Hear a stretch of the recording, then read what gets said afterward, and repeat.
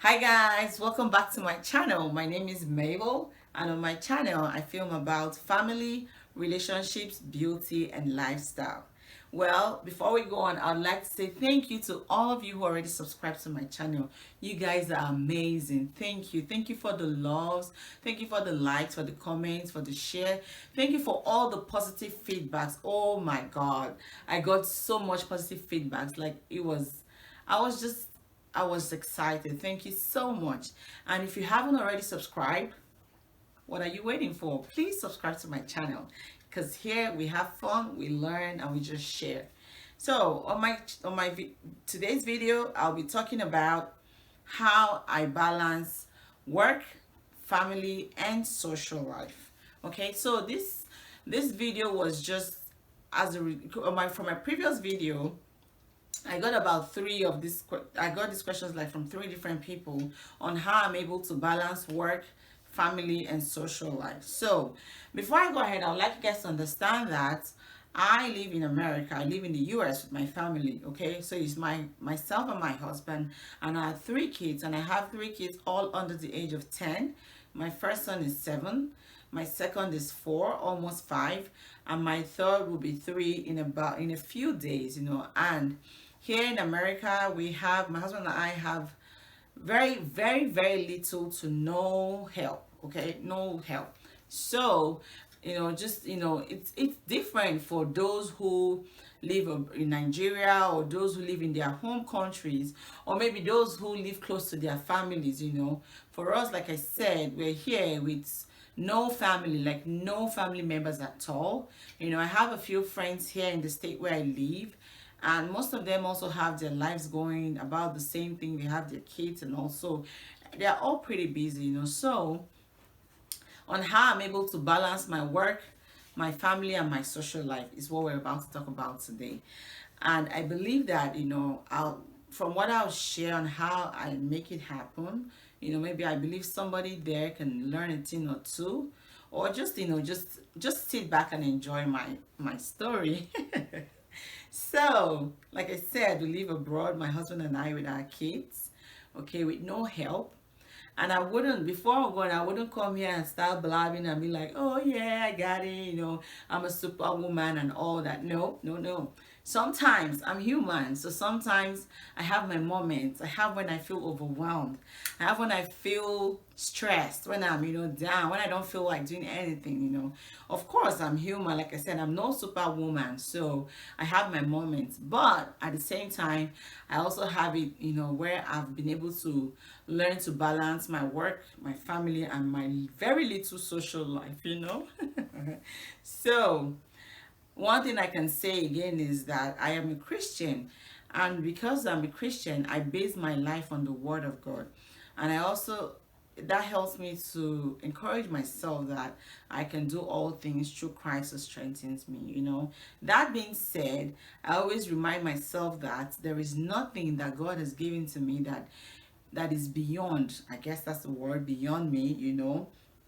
God cannot give us, or God will not give me more than I can handle, or more than I can, take. So, if God has given me my life here where I am at the moment with my three kids, my husband, just us, I believe that He knew from the beginning that I'll be able to excel in what He has blessed me with, in my family that He has blessed me with. Of course, if I was in Nigeria, I'm gonna have a nanny, of course. I'm gonna have a driver, or just some kind of help, of course. But this is where I am, and I am grateful for where I am today. And I would not trade it for anything else or anybody else, or I won't trade my children for. Like I said, I am grateful. I am very grateful. So here are a few things that I do to help me manage to strike a balance with my work, my family, and my social life. The first thing I would say is having a plan or a schedule. I have a schedule. I'm not one who will wake up today and just be like, I'll play, or rather, I'll work as I go, in quotes. I'm not the one who would just get up and say, you know what, I'll do. No, I'm the one who succeeds or excels when I have a plan, I have a schedule. So, on that note, that's like one of the one of the things, or one of the ways I'm able to balance or strike a balance, my work, family, and social life, having a schedule. So let me be more specific, okay? So for me, in my home, we have a very, like, a schedule that's working. Like, let's start from Sunday. So on Sunday is like a chill day for us. We don't do much. We just relax and enjoy the day. We go to church. We stay out, we come back from church, we have lunch, or go out for lunch, whichever one. We get some time to rest. We see a family movie together. We just chill. Sundays like chill day. We don't do much on Sundays. No, sometimes we visit a few friends, or maybe a few friends come over, really. So that's really our Sunday. Then I have like Mondays. Monday is my cook day, either Monday or Saturday. It just depends on how my week is going. But basically on Monday is my cook day. So I make my meals for the week. I cook once a week. What we're gonna eat that week. I prep veggies and all that. I just get myself ready meal wise. So Monday is cook day, and then I have another day that's like laundry day. I have a hair day in my house, day when I make my hair, or maybe shampoo my daughter's hair, and just, so I have a hair day, I have a laundry day, I have a cook day. I just have a schedule basically, and it has really helped me a lot. Like, it helped me a lot, considering the fact that, besides running my home, I have like a full-time job. I still have to catch up with friends and family and all that. So having a schedule, it's like one, it's that one there. It's golden. It's golden. And another thing that helps me strike a balance is, that's number two, will be designating duties. Okay, so that one for us is also a big deal, because it helps us a lot. Everybody knows what they are supposed to do at home. I know that I cook, I braid my daughter's hair. Their dad takes our son to get a haircut the days they go. Like, everybody just has, they know what they do. My husband does the laundry, like, he puts it in the washer, and then I fold them. He mows the lawn, just, those kind of things. So everybody knows what they're supposed to do. My kids wake up, they know to make their bed, they know to take their plates out when they're done eating, they know to clean up after them. They know the rules in their house. If I step on a toy, I trash it. So basically, that's how the whole designating duty works for us. So that also plays a role in able to how I'm able to successfully balance work, family, and social life. The third one would be, being intentional, I guess. Being intentional, yes. Being intentional in the sense that, like I said, everybody knows what they need to do at home, but that doesn't mean, if the trash is full, then I have to leave it to overflow because I'm waiting for, Chris to come take it out. No. If the trash is full and I see it, I take it out. That's being intentional. I tell my children, if you see something on the floor, don't tell me, oh, this person put it there. No, no, just pick it. So that's part of being intentional. On the days when I come home and I feel like I have a headache, I know to explain to Chris that, I don't feel well, or maybe I'm feeling this way. Can you just handle the kids for me, or can you handle da. So that's being, and then he does it. He doesn't say, oh no, why didn't you cook and all that. No, no, no. So being intentional is another way that helps my family and I to manage, our work schedule, our home schedule, and just, our social life. The next one would be talking, just talking. I think it's part of being intentional. I think they kind of go hand in hand. Like I said, for us, is like, if I come back and I don't feel very well, I'll tell my husband to, do this or do this or do that. We talk about it. When I'm stressed, I tell him I'm stressed. Or when I feel like he's not doing enough, or maybe even him too, when he feels like I'm maybe not doing enough, or maybe I'm just whenever we talk about things, I wouldn't come here and start telling you these things, like, this has been how it's been. Rewind. Okay, so I won't come here and start acting like, our lives have been perfect like this. Our life is not even perfect, but we just have something going for us. In the beginning, or at the beginning, when we first got married and when we started having our children, it wasn't smooth like this. It was rough, where I expected that he should know when I'm exhausted. I expected that my husband should know when I'm having a headache, because in my mind I feel like he's a witch. I feel like he's a witch to be able to figure me out. That's what I thought. So it made me kind of feel more, you know, depressed, I guess, or maybe not just feeling it. So, but just living together and understanding each other more and kind of working around different things, we've come to a point where we know that if you're stressed, you say it. If you're having a headache, you say it. If you're not feeling the day, you say it. Don't expect the other person to know what is going on with you.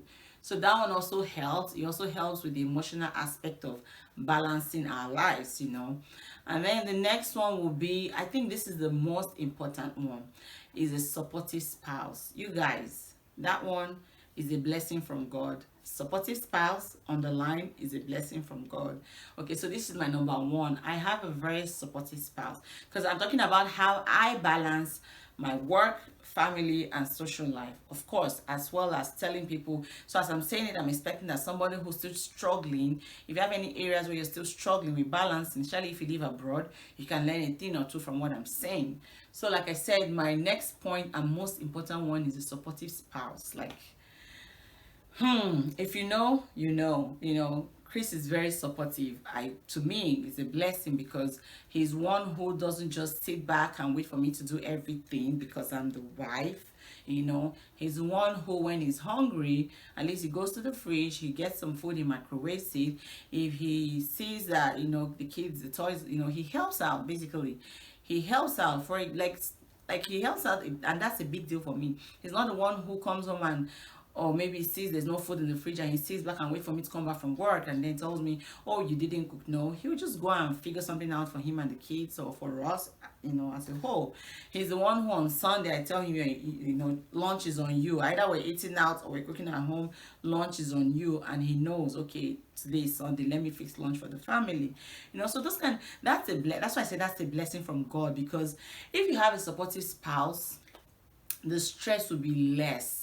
Like like I said, we live here, we live abroad, where we don't have family, we don't have any family member here.